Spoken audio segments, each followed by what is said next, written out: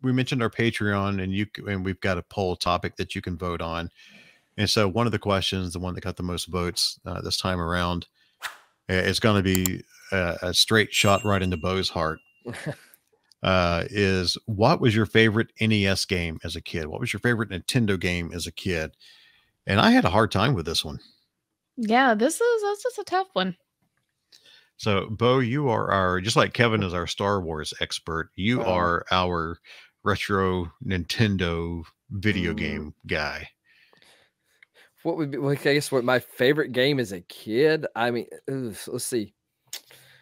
Probably the one I probably played. There was two I probably played the most. Probably the Teenage Mutant Ninja Turtles 2, the arcade game, which basically they took the arcade game and ported it to NES. Like at the time, like when it came out, I was like, man, this is like I can play like the arcade game at home. And of course, with Turtles, I love Turtles because I had the first game, which as a kid I did not appreciate the first Teenage Mutant Ninja Turtles game. Like it was not really kid geared. It was a little bit more thinking to it than there should have been.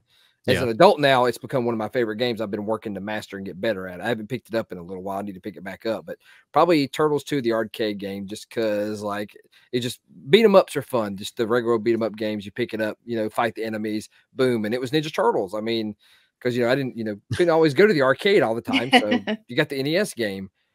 Probably that one, and probably still to my day, probably my favorite Mario game, Super Mario Brothers 3. I don't know why that is just it's up there with me. Like it's I don't know. It's so much fun. I still pick it up and play with Oliver from time to time. He has that Mario Maker where he can make his Mario levels, and he's always like, "Well, you want to make a Mario level?" I'm like, "I'll try, but I'll do it." And he's like, "Well, I'll make one for you," because like he's 7 and he's better at.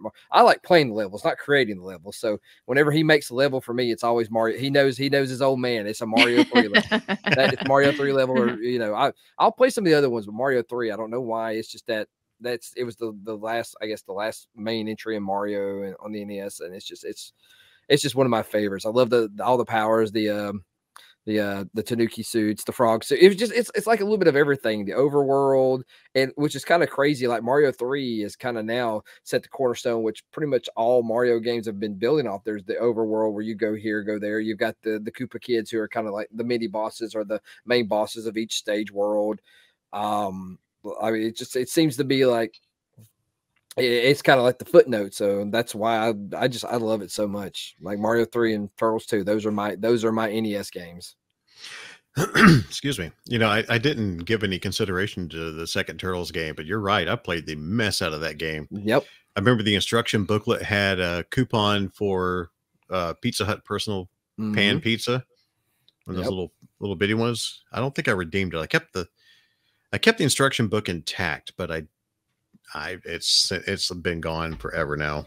Yeah, that's the one thing. Like going back, like with the NES games collecting, one thing I will say Sega did better than Nintendo was they had those hard clamshell cases for their games. So that's one thing I wish I still had for my NES games was my paper box that Turtles came in. I have the instruction manual of the game, but the boxes are really hard to come by now. They have not, of course. I mean, they're now getting 30, 35, almost 40 years old now. And somebody's got a police officer heading past them. Or, Scott Steiner's about to enter your living room and do some math or something.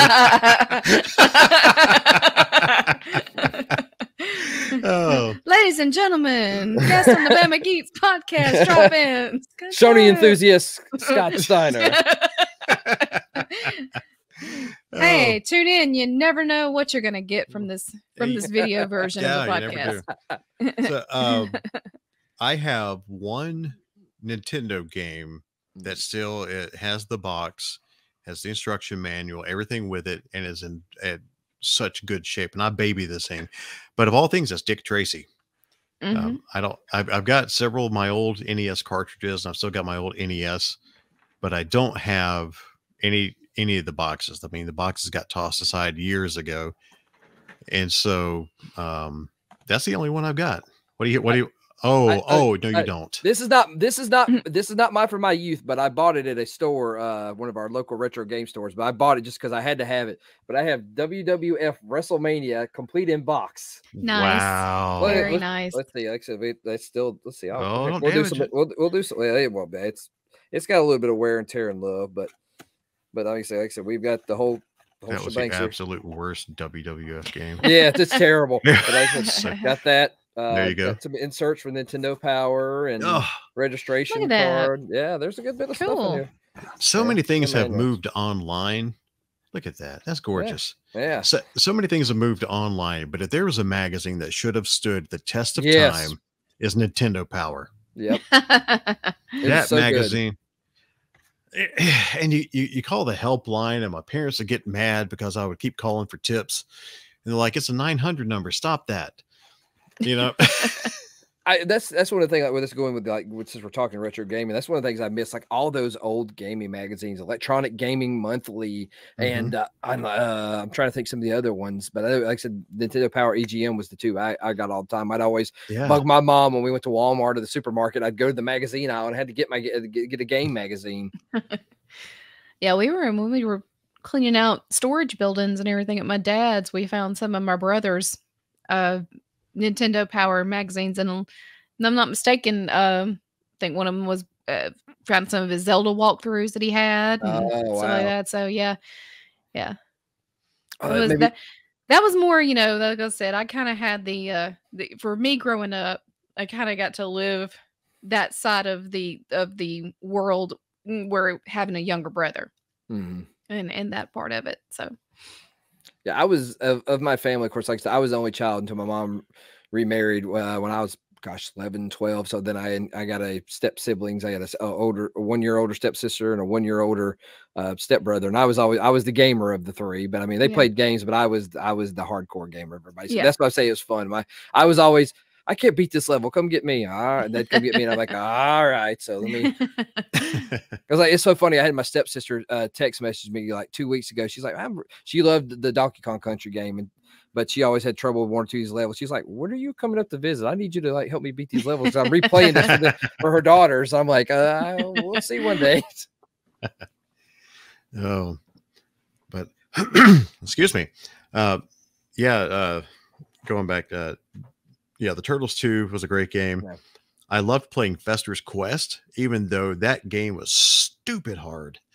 Because I love the Addams Family and Uncle Fester. I didn't beat that game until I became an adult.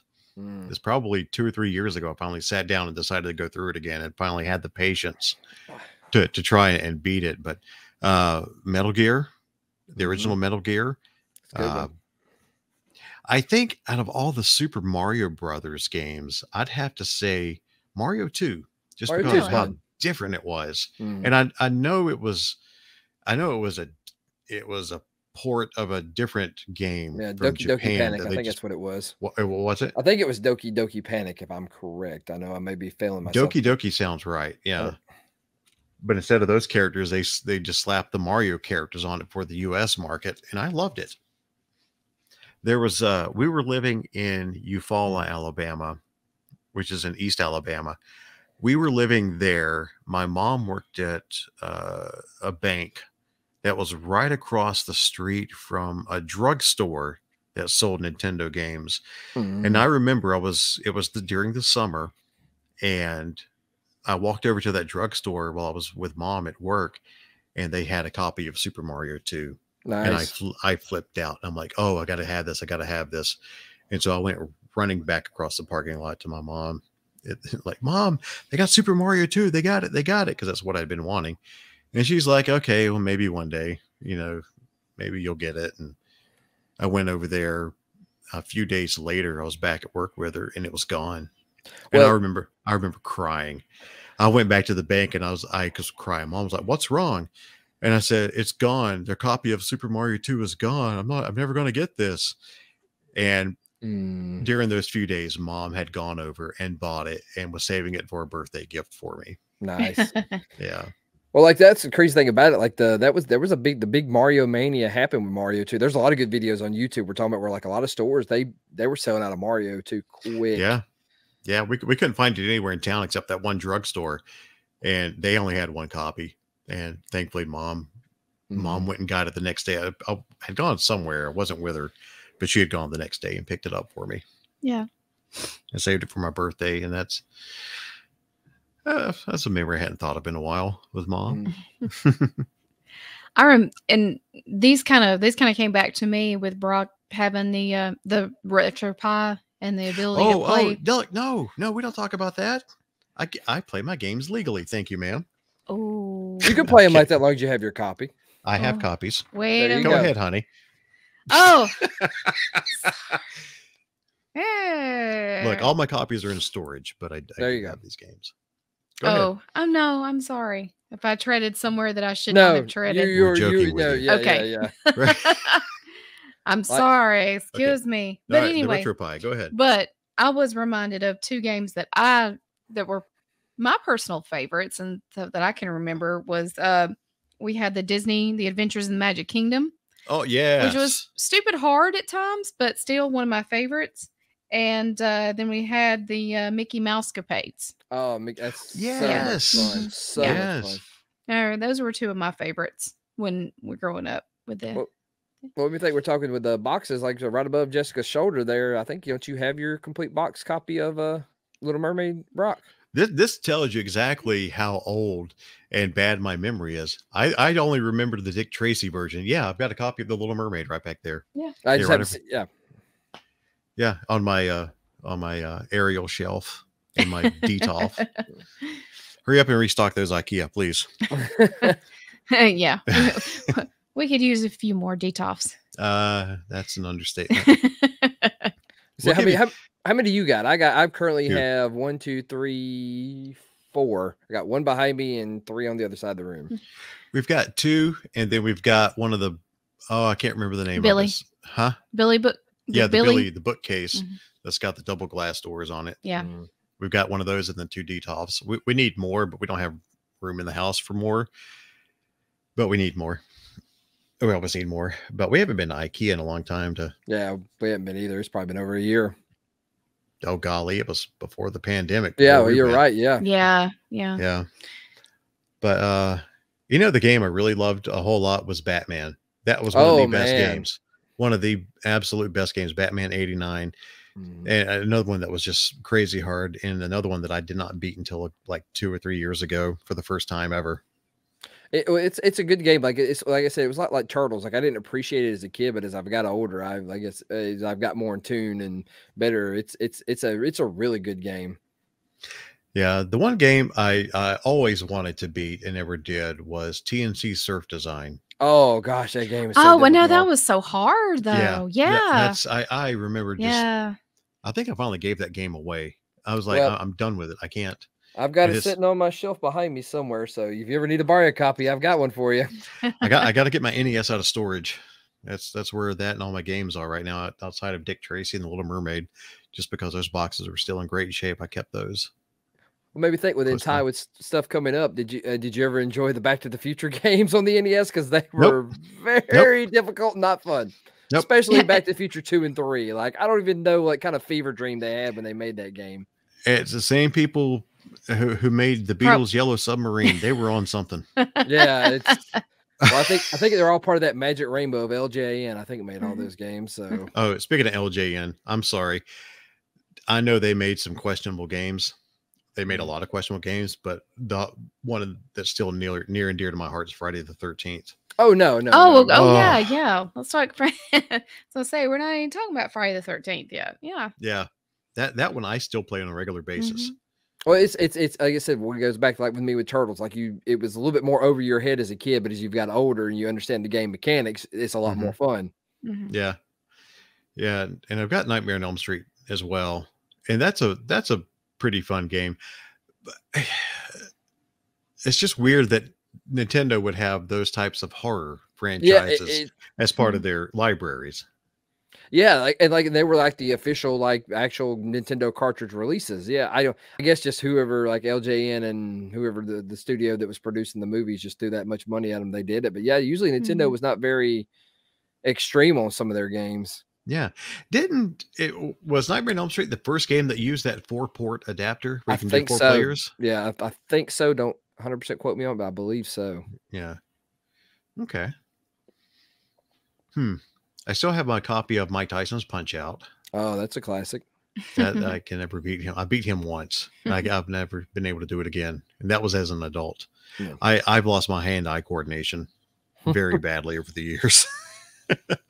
That's what you just do like I do. Just find people on Twitch to watch them speed run. And, you're like, I can see it there. Yeah, exactly. Never mind that I like the feeling of a personal accomplishment like that. But I don't think I can get that personal accomplishment anymore. Brain and hands just don't work together well. No more. So, well, Jess, what did you say you had a favorite one as a kid? Well, she talked about Mickey Mousecapade a while ago. That's right. Yeah. See, my memory is great. I remember when the Super Nintendo came out and I was able to get Mario Paint. Yeah. Oh, I man. would sit for hours on that thing. Man, that was fun. Just the music creator on that was a lot of fun. That and the Fly Swatter mini game.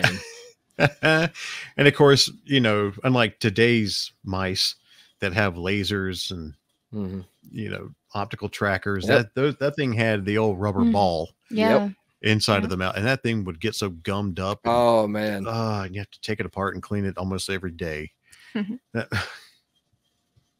I don't know.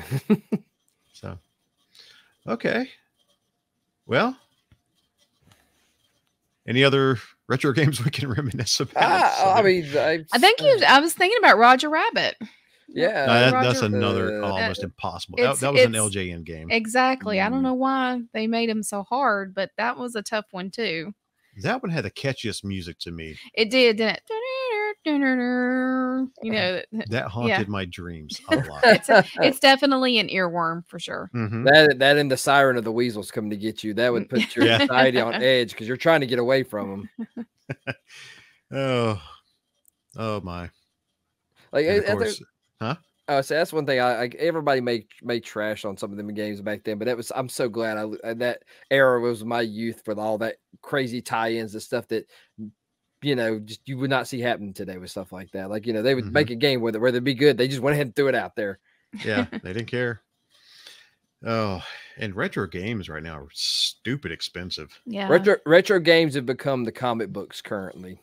They're getting now into territory where they're grading copies of games and stuff. And I'm like, I get it, but like I don't know. That's why you was talking about like in the day of Raspberry Pi and all that stuff.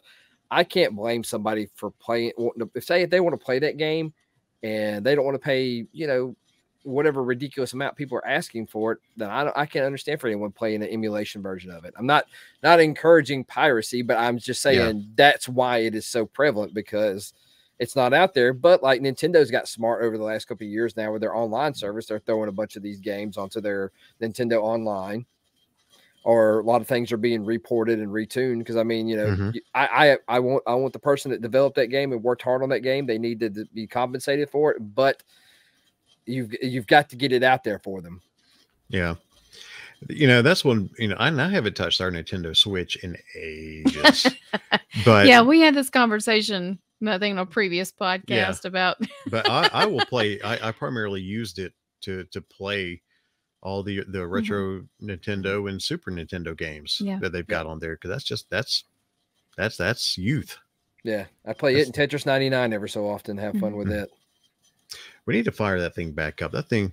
I actually thought about it this weekend about turning it on and checking my island out. And do you really want to torture yourself like that, though? Man, I'm just like these poor people on this island. I've totally abandoned them. The weeds have grown up. There's all kind of stuff. There's upkeep on my island that I can only imagine.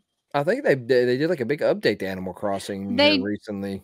They did. Did you download it, Jess? Well, I hadn't touched it in a couple of months. You might have to turn it on and download the patch or whatever. But like maybe think with the online, they've added a lot of the Sega games, a few of the N64 games. Yeah, but you got to pay more for that, don't you? I think it was like a little bit more for it, but I mean the only reason I've got that right now is for my son, because he still plays a lot of his Switch games. My daughter, My daughter, I don't think it's if she knows where her Switch is, I'll be amazed. Yeah. Yeah, they were all about wanting those Switches, and Yeah, Dave's getting he was playing excellent it today. use out of his. He's Yeah. playing on the way back to his mom's house today. Yeah. Yeah, my wife and son, they're the big Switch folks. Like I'm more classic Nintendo, but like the modern Nintendo, modern gaming, I'm more Xbox and PC when I can. Yeah. But I mean, you know, like I said, that they do the Switch stuff. So yeah, we have it in our house. My wife handles all of that. So yeah, that's why we have all the what I've been playing on Xbox lately is Pinball Arcade. Oh yeah. I've been playing the mess out of Elvira Scared Stiff. Oh, that's such a great table. And Star Trek Next Generation.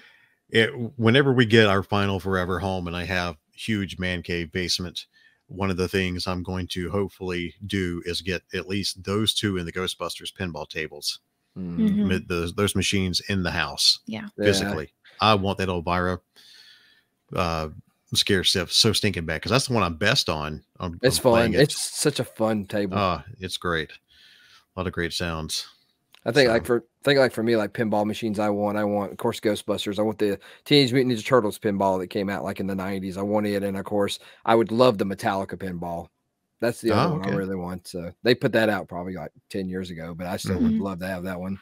Pinball machine prices have gotten stupid too. Well, yeah, it's once again, it became really popular and people have really got into it. Yeah.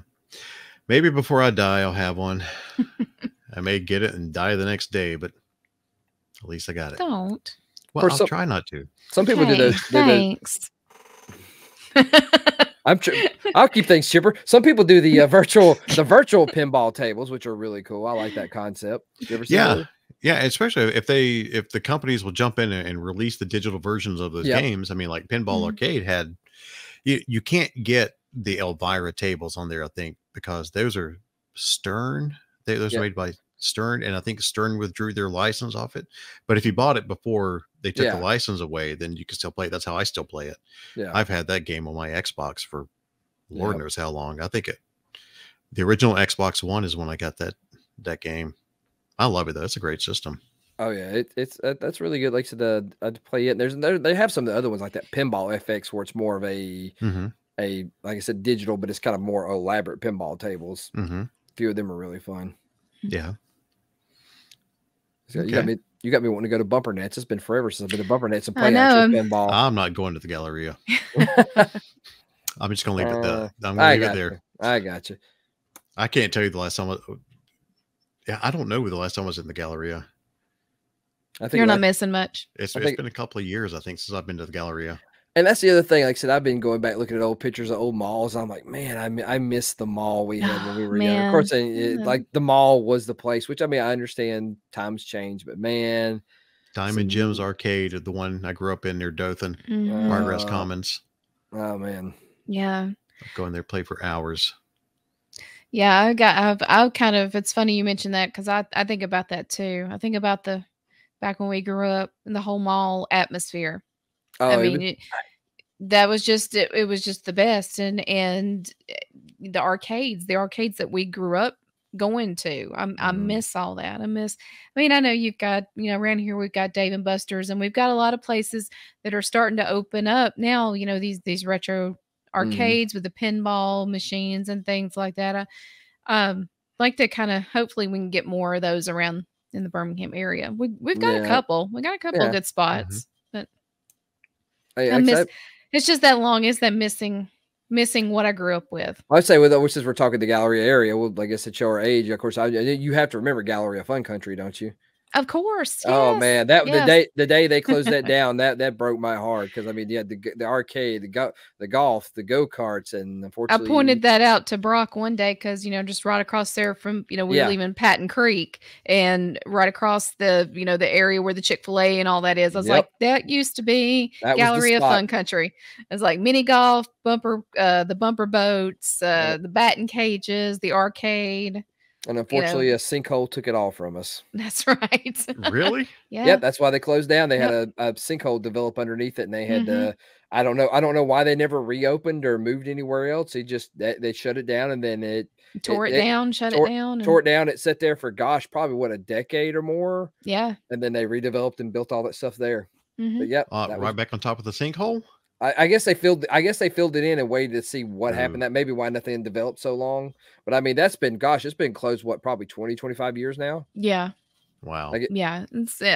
Yeah. Cause I was going to say, I graduated in 95. So it was, it was around somewhere around that time frame, if I'm not mistaken, that happened. Yeah. And, of course, one of my greatest memories growing up too is Putt-Putt Golf there, where right there where the Krispy Kreme's at in Hoover there, Brock. Yep. Just kind of give a point of reference to you. Yeah, now it's a school, isn't it? Yeah, well, yeah, there's that school, but the Putt-Putt Golf, we used to go there. They had that awesome arcade inside. Okay, I'm glad you're confirming that for me, because I want you to know, for the last 10 or 15 years, I've been denial, thinking didn't there used to be a golf place here, a Putt-Putt Golf? Every time we went over, I was I don't even know where it could be, but thank you, you've now saved my sanity, because every time we go to that area, I'm I swear you're not crazy, Bo. There was a Putt-Putt Golf there. Okay. Is there anywhere around town now that's got Putt-Putt? No, not that I know of. Well, I mean, it's been over 15 years. I think there used to be a place in Trussville, I believe. I could be wrong, but that's the only place I can think of off the top of my head. So essentially, we have to go to the beach to go to a fun putt-putt place. Well, and there was that place off of right off there off of 280. Yeah. It's not elaborate, but the drive-in theater has one. It has a small one. It doesn't have a real big one. But yeah, up in Leeds, I think they have one. Yeah. Okay. I love Putt-Putt Golf. We need to go check that out. I love mini golf. Yes. I'm mini. I would say it's just regular golf for you, right? Yeah. That's right. It's just regular golf. It's the driving range for you.